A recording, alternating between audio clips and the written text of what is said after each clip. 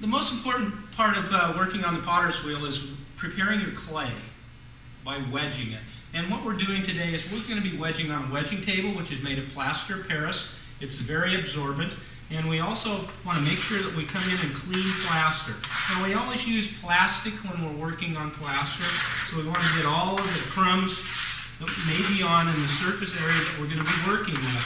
So we're going to scrape this off nice and clean, make sure that we have no dry clay here.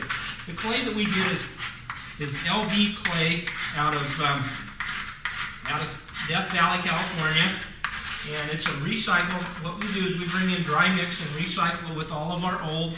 I'm not throwing this on the ground. There's a garbage can underneath me.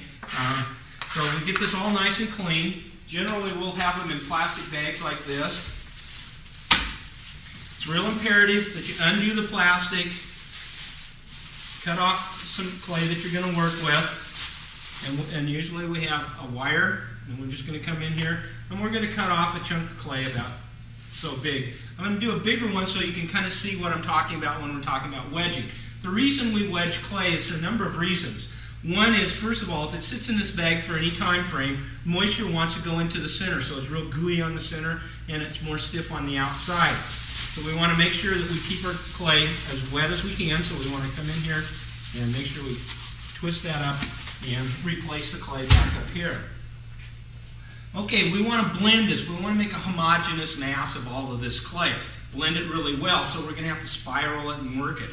Okay, that's one reason. The other one is in case there's air bubbles in there. We may want to get rid of those air bubbles. Generally, when we first start wedging, we end up putting more in than we take out. But what we're going to do is we're going to take that clay and we're going to bend it and roll it. Bend it and roll it. And this becomes kind of a dance where you're dancing with the clay. We're not applying a lot of pressure. We're doing this kind of motion as we're working it. And what we're doing is we're spiraling it. And as you can see, we're just generally bringing it around and around and around and around, just like that.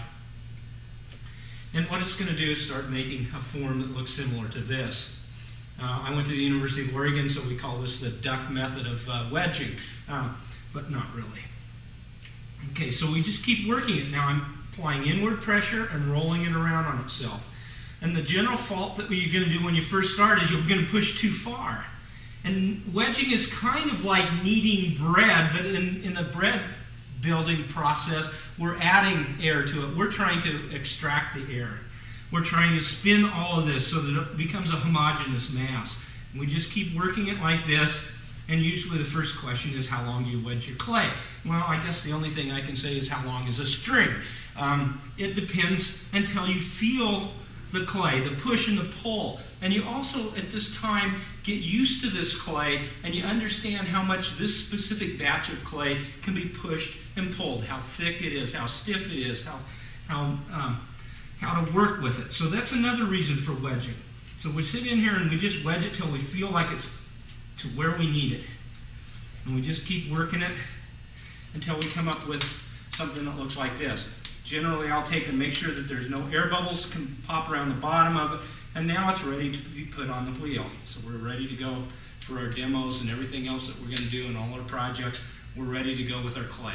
So the next step is we're going to go over to the wheels.